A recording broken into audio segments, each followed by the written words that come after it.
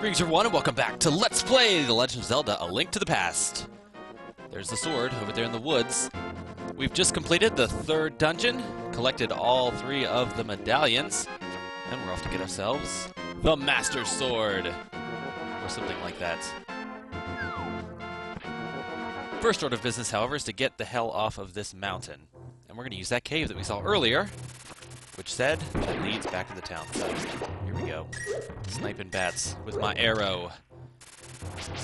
Because I'm real like that, or whatever.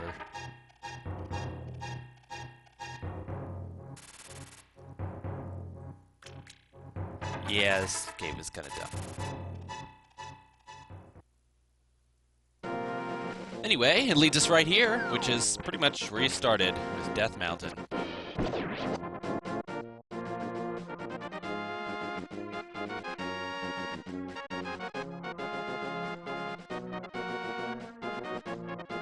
Good thing the woods are just such a short walk away. I guess I could have gone in from the side also, but this way you're pretty close to the sword, so we're going to do it this way. Now remember earlier when I first came here, there are a lot of fake swords, but when you get to the real one, you know it. And you'll see what I'm talking about, actually pretty shortly. These woods aren't really as much of a maze as the people in the game would like you to believe. Oh, I want those arrows. Oh well. I'm going to be boosting my arrows a lot during this video, so we'll get to that, though, a little later. Oh god, woodland creatures. Time to hunt. No. I want to kill me a squirrel.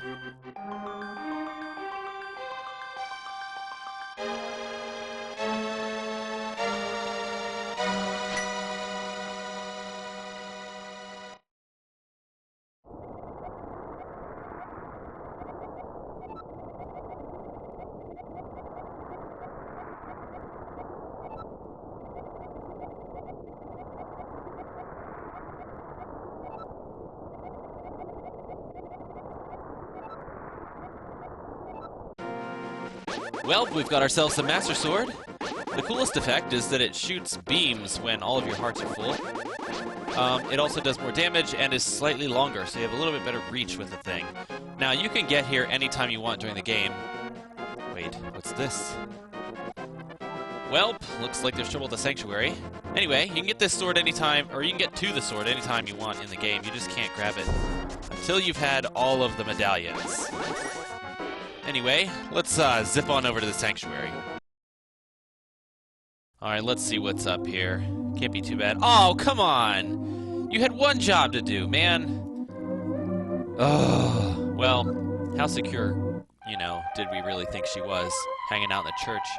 Probably should have gone underground or something. Oh, and he disappeared, died.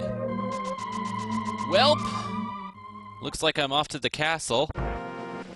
But I'm not going to go there right away. I have a few things that I'd like to do first before we go there. Because when we go there, that kind of triggers something that's going to start the next part of the game. I remember making a promise in the first video to come back to that area in the sewers and get rid of those walls and see what the heck's behind there. I mean, I know what's behind there, but I want to show you what's behind there. Because I know the suspense is just killing you. So here we are. You could bomb it, you can ram it, doesn't matter.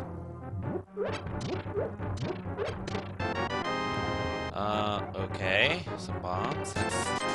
Well, that's good. 300 rupees, we'll take that. Don't really need money anymore. Well, there's one more thing. Well, okay.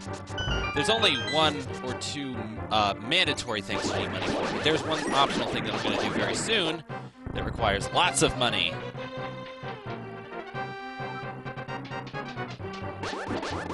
Oh boy, we get to escape this place yet again. Good thing now we have this totally bitchin' sword, and we know which switch opens the door.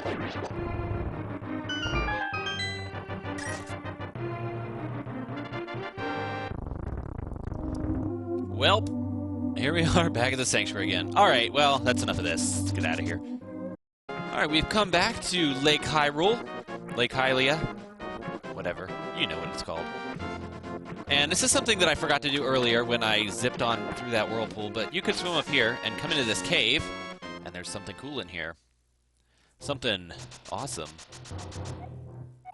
It's the Pond of Happiness. Now, you want to throw in some rupees. It starts off just throwing in 20 at a time, and then later on it'll increase. But you throw in 100 rupees, and then stuff happens. So, yeah, no one wants to watch me do this. I'm just going to skip ahead to the 100th rupee. Alright, once you've gotten up to 100 rupees, the fairy appears, and she asks you if you want to carry more bombs or arrows. So here's how you can increase your capacity. You can do this a whole bunch of times until you max out. So, skip ahead to where I've pretty much spent all of my money. Alright, as you can see, I've just blown 800 rupees on a fountain and gotten to carry up to 60 arrows and 20 bombs. It's pretty good. I put a heavy preference on arrows right now because, you know, I just like shooting arrows at stuff. Let's capture a few fairies. We're gonna need them for later, maybe. Alright, time to do something else. Alright, remember earlier when we saw that, that tablet and we couldn't do anything about it because we didn't have a Master Sword? Well, it's time to check it out, see what's up. We're gonna open up the Book of Mudora, and it says that we can get the magic of Ether. Kaboom! Alright, we've gotten the Ether Medallion. There are 2 other medallions in the game. Only 2 of them are required, one of them's optional. This one's pretty cool, though. It freezes all enemies on the screen. So let's test it out. Oh, I guess it doesn't work on those guys. Doesn't work on those guys! Yeah! Alright, guys, we're gonna go back into the castle now. This time... Oh, wait. Oh, shit. I forgot about these signs. Take that. Anyway, we can go in the front door now. Apparently, now that they know that I'm out and on the run, they don't need to keep things locked down or whatever. You're also going to see one of my favorite strategies here to killing enemies, and that is to use the beams and shoot arrows at the same time.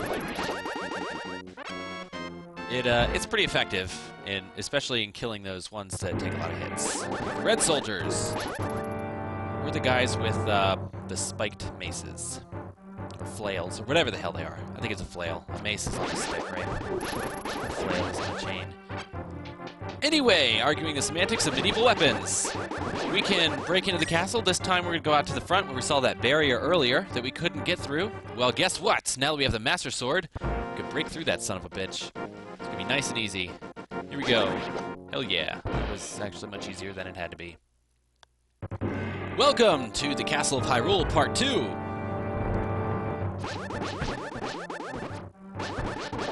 You're immediately greeted with 2 guys with flails. Not too hard though, especially if you're using the shoot the arrow and beam technique and keep them all the way at the other end of the room. You can see why I beefed myself up to 60 arrows. Pretty much just to spam this attack throughout everything. So I'm going to keep that for safekeeping. Now this second part of the castle has got a lot of the key is hidden in the room that you need it in type of rooms. Wherein you don't really find a key in one room and then travel across the castle to find the locked door. They're pretty much all right in the room, right where the door is. Now this floor does have a lot of dark areas. This room in particular is nasty. It's kind of like a maze, and I'm actually going to get a little bit lost in here. That's okay. I'll just ask you to bear with me for a minute. Most of the pots have magic in them, just to give you a little bit of power for your torch, your lantern. Or so it would be. You would think that, well, no. I guess he is carrying the lantern with him. That's what the light in front of you is. I would think that the lantern would be more of a circular thing around you, but guess not. That's what they did in Minish Cap. But not in this game. It's okay, though. If we light up enough of these ground torches, we'll be good. We can see everything. Still isn't going to help me, though. I'm trying to get to that chest. The chest has the key, which gets you out of this room.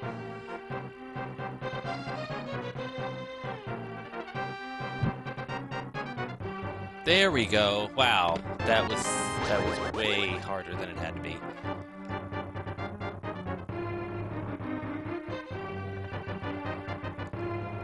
There we go. Alright, now that I've proved my inability to tackle even the simplest of mazes, we're going to move on. kind of like these rooms where the enemies are coming out of the dark, but then again, I wonder how they can see.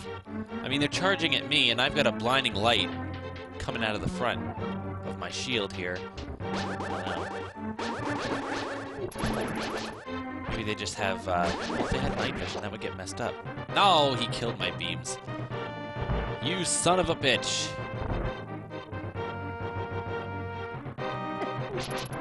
I'm not gonna bother lighting the torches.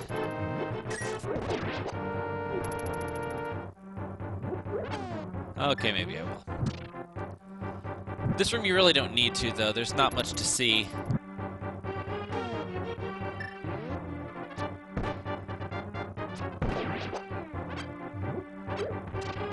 Oh, we got ourselves a bomb. And we've opened something. No? What did we open? Well, it doesn't appear to be anything in this room. I don't get it! What did I do? I've forgotten what that even does. If I missed it, please tell me. Someone tell me. Shit! There we go. Here's the key. This room had a key being held by one of the enemies. Pretty good. Not much else to say about this castle, but we are nearly finished. We're on the final floor now. We get greeted by these guys with their tridents. The only difference between them and the arrow guys is they take a lot more hits to kill, and their tridents do more damage than an arrow would. We must find a way to return his magic power to him. Well, I think we can figure that out. That shouldn't be too difficult.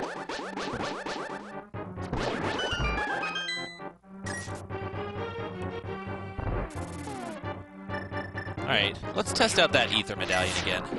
This time on enemies that it'll work on! Oh yeah. It's actually a good spell to use in rooms like this where there are a lot of enemies hanging around, and it can keep them in check for you. And of course, I'm going to lift every single pot in this room. Just to appease the fans! I took a lot of shit last time when I left one pot, so there you go. Are you happy? I hope so. Yeah, fuck these guys. I'm not fighting them all. Well, maybe I'll fight them while they're frozen. That's the honorable thing to do. I should be running up and slicing them because your sword actually does more damage than the beam does. But that's neither here nor there. Let's get out of here. Okay, remember when I said that last one was the final floor? I was wrong! This is the final floor.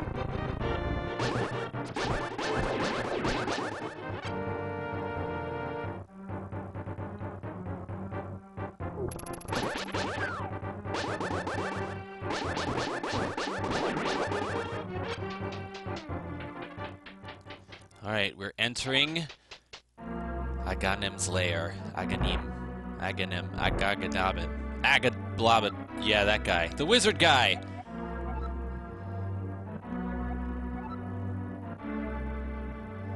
Welp, looks like we're just gonna stand here and do nothing, so yeah.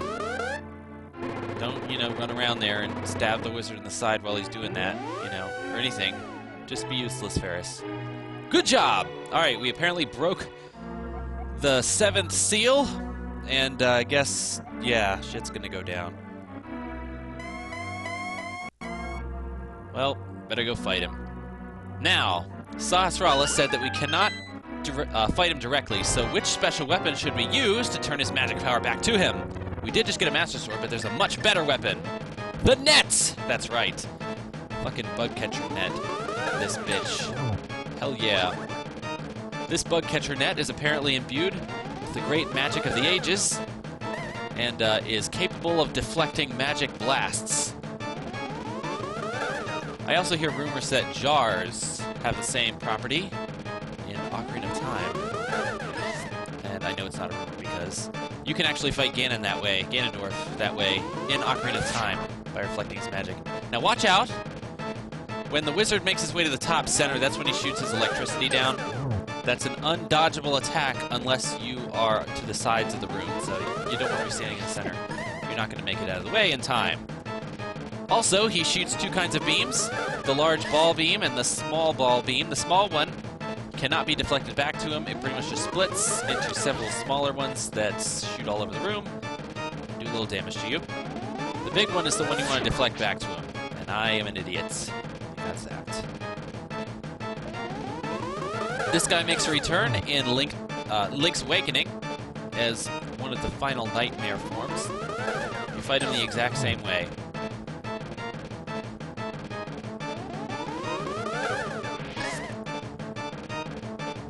That's pretty much it. This is actually an incredibly easy boss fight. Way easier than that Moldorm was. Oop, I won't fall for your tricks again.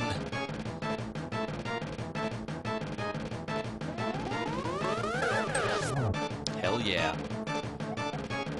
Alright, so with his dying breath, he's going to draw us into the dark world. And here we are. Ooh, on top of a crazy pyramid. God damn it, we're a bunny again.